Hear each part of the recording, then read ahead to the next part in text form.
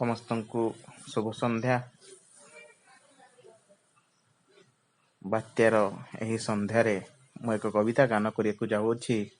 ଯେଉଁ କବିତାଟିକୁ ଲେଖିଛନ୍ତି ଓଡ଼ିଆ ଭାଷା ସାହିତ୍ୟର ଜଣେ ଅମର କବି, ଯାହାଙ୍କର ନାଁ ହେଉଛି ଅଭିମନ୍ୟୁ ସାମନ୍ତ ସିଂହାର।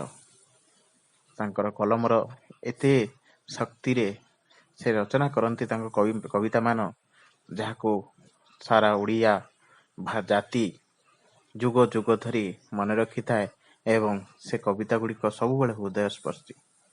ଆଜି ମୁଁ ଗାନ କରିବାକୁ ଯାଉଥିବା ଏହି କବିତାଟି ମଧ୍ୟ ଏକ ସୁନ୍ଦର କବିତା, ଯାହାକି ଆସିଛି ତାଙ୍କ ବିଦଗ୍ଧ ଚିନ୍ତାମଣି, ଯାହାକି ବହୁ ଚର୍ଚ୍ଚିତ କବିତା ସଂକଳନ ତାଙ୍କର।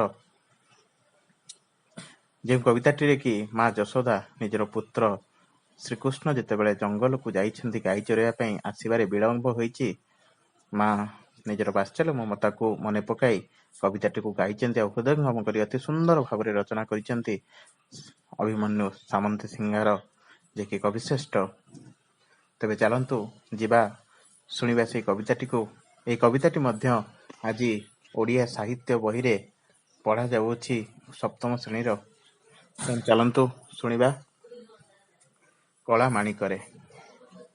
ଧୀରେ ଘେନ କାନନରେ କୃଷ୍ଣ ବିଳମ୍ବିତ, ବାତ୍ସଲ୍ୟ ମମତା ଘେନି ଭାଳୁଛନ୍ତି ମାତ କଳା ମାଣିକରେ ମୋ କଳା ମାଣିକରେ।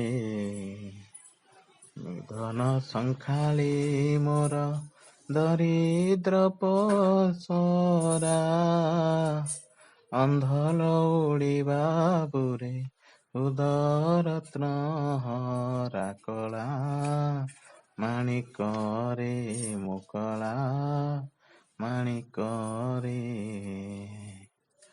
ମୋ ଜୀବନ ତୁହି ନୟନ ପ୍ରତିମା, ତୋତେ କି ପାଶୋରି ହେବ ମୋର ସୁଖ ସୀମା କଳା ମାଣିକରେ ମୋ କଳା ମାଣିକରେ। ଡରୁଥାଉ ଅନ୍ଧାରକୁ ରଖି ଯାଉ ବରୁ, ଜନକ ଜନନୀ ସୁଖ କାହିଁ ପାଇଁ ସାରୁ କଳା ମାଣିକରେ ମୋ କଳା ମାଣିକରେ। ବୃଦ୍ଧ କାଳେ ତୁମୋହର ଏକଇ ନନ୍ଦନ, ହୃଦତାପ ବିନାଶନେ ତୁ ହରିଚନ୍ଦନ କଳା ମାଣିକରେ ମୋ କଳା ମାଣିକରେ।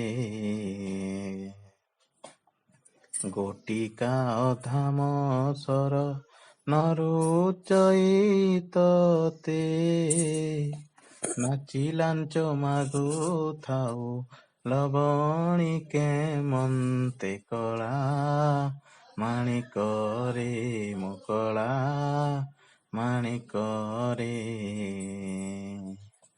ତୋଳି ମୁଁ ଧଇଲେ ଗୋଳି ହୋଇଯାଉ ତୁହି, ତୋ ଦୁର୍ବଳ ଦେଖି କାହିଁ ପଶିବଇ ମୁହିଁ କଳା ମାଣିକରେ ମୋ କଳା ମାଣିକରେ।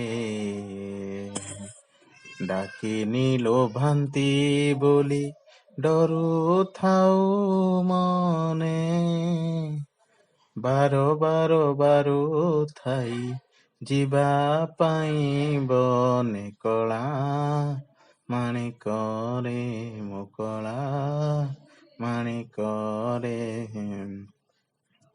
ନିଶାଚର ମାତିବାର ଶୁଭୁଛି ଶ୍ରୁତି କି, ମୁଁ ଡଙ୍କୁଣି ଛାଡ଼ିଦେଲି ତୁ ବନକୁ କାହିଁକି କଳା ମାଣିକରେ ମୁକଳା ମାଣିକରେ ଝାଳ ବହୁଥିବ ଅଙ୍ଗୁ ଲାଗି ଝାଞ୍ଜି ଖରା ଶ୍ରମ ପାଇଁ ତରୁ ତଳେ ବସିଥିବୁ ପରା କଳା ମାଣିକରେ ମୁକଳା ମାଣିକରେ ନେଲୁ ନାହିଁ କାହିଁ ପାଇଁ ତୋ କଠାଉ ଛତା ବନେ କଣ୍ଟା ଲାଗି ହୋଇ ମୃଦୁ ପାଦ ଚିନ୍ତା କଳା ମାଣିକରେ ମୁକଳା ମାଣିକରେ କାନ ଡେରି ଥାଇ ଏକା ତୋ ବେଣୁ ଗୀତକୁ ଆଜ କିମ୍ପା ଶୁଭୁ ନାହିଁ ଭାବୁଛି ମନକୁ କଳା ମାଣିକରେ ମୁକଳା ମାଣିକରେ ମୁକଳା ମାଣିକରେ ମୁକଳା ମାଣିକରେ।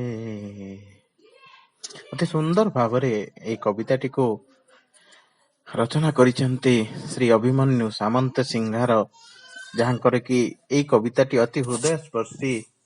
ତେଣୁ ଆପଣମାନେ ଖୁବ ସୁନ୍ଦର ଭାବରେ ଏ କବିତାଟିକୁ ଶୁଣନ୍ତୁ, ଯାହାକି ମୁଁ ବର୍ତ୍ତମାନ ଆବୃତ୍ତି କଲି। ଏବଂ ଯଦି ତ୍ରୁଟି ଥାଏ ତେବେ କ୍ଷମା କରିଦେବେ ଏବଂ ଯଦି ଭଲ ଲାଗେ ତାହେଲେ ଏହି ଭିଡ଼ିଓଟିକୁ ଲାଇକ୍ କରନ୍ତୁ, ସେୟାର କରନ୍ତୁ ଏବଂ ଏହିଭଳି ଭିଡ଼ିଓ ମାନ ପାଇବା ପାଇଁ କବିତା ଏବଂ କିଛି ପିଲାମାନଙ୍କ ପାଇଁ ପାଠପଢ଼ା, ତେଣୁ ଏହି ଚ୍ୟାନେଲଟିକୁ ସବସ୍କ୍ରାଇବ୍ କରନ୍ତୁ। ତେଣୁ ପୁଣି ଥରେ ଦେଖାହେବା ଆଉ ଏକ ଭିଡ଼ିଓରେ। ସେ ପର୍ଯ୍ୟନ୍ତ ମୋତେ ବିଦାୟ ଦିଅନ୍ତୁ। ଧନ୍ୟବାଦ।